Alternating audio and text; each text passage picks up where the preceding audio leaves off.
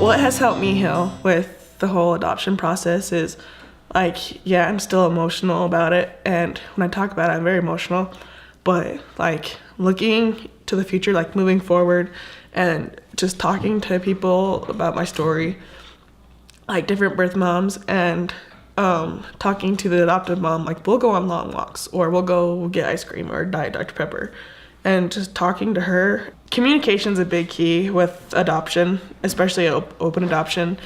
But just, like, either telling my story or just telling my feelings to whoever's around, like my roommates or the adopted couple or my family, it's helped grow. Yeah.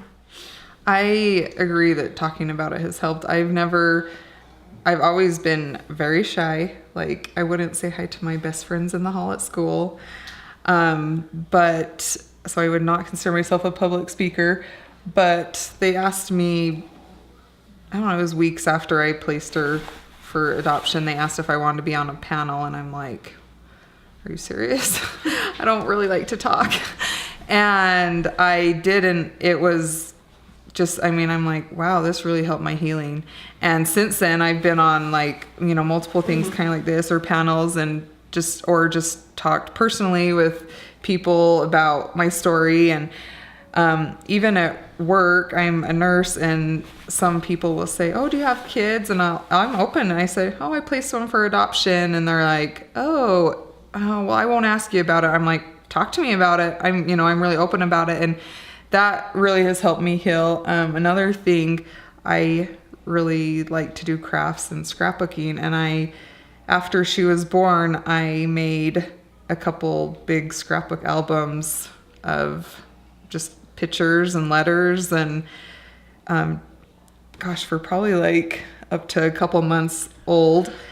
And I gave her family the couple albums, and then I made copies for me. Mm-hmm. But that was really healing for me to do the pictures and the scrapbook albums. Well, it's been painful, but it's been 10 times less the pain for the joy side. But the thing that I've really enjoyed the most, I think, is to watch our friendship and love deepen over time, and to watch you heal, and for you to mature and come watch you develop. It's been fun seeing you become an adult. Or not fun, I don't know if fun's the right word. It's been wonderful watching you and seeing your strength and your development through this whole process. I know you better than I used to know you now, and I know who you are more than I thought I knew you. I knew you were great. I just didn't know how great you really were. It's really neat to see you, like you kind of said, go through those difficult times and rise up. Yeah, overcome. I'm a writer, and I teach English and creative writing, and so writing is cathartic for me. It's my release, and I have actually written. We're trying to figure out whether or not to publish, how to publish our story, Lindy's story, from my perspective and from her perspective. We're not quite sure how we're going to do that yet, but that's in the works. I've spent quite a bit of time writing it, and the whole idea was this will help someone. This talking about this, putting this on video, writing about it, sharing Lindy's story with people. That's, if we can get it out there, if we can talk to enough people about adoption, particularly open adoption, which has been the saving grace for our family. Not just that, but it has just brought a wealth of blessings that we never even imagined we could have. And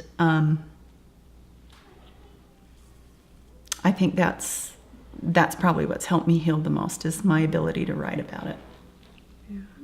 I think one other thing for specifically birth moms is, yes, it is, probably the hardest thing that you've ever gone through. And lots of days, especially right after the placement, you don't want to get out of bed or don't want to eat or want to eat too much or, don't want to do anything. But to have, first off, support from family or have them, try and get you to do stuff. But to keep going and, not just dwell in this. I'm a birth mom. I place a child for adoption. I can't do anything. My life can't go on. Yes, you can still do other things. And so one thing that helped me, maybe 6 months down the road, was my cousin invited me to try out for a dance team. And I'm like, no, I love to dance, but I don't want to do anything that I love anymore because, I'm depressed. But I did, I tried out. And I think that, first off, I met my husband, so I know I was supposed to be there, but just dancing was a release for me and helped healing, specifically for me. So just future birth moms, just keep doing, stuff that you like. Get back in the saddle. Yeah. Keep doing things.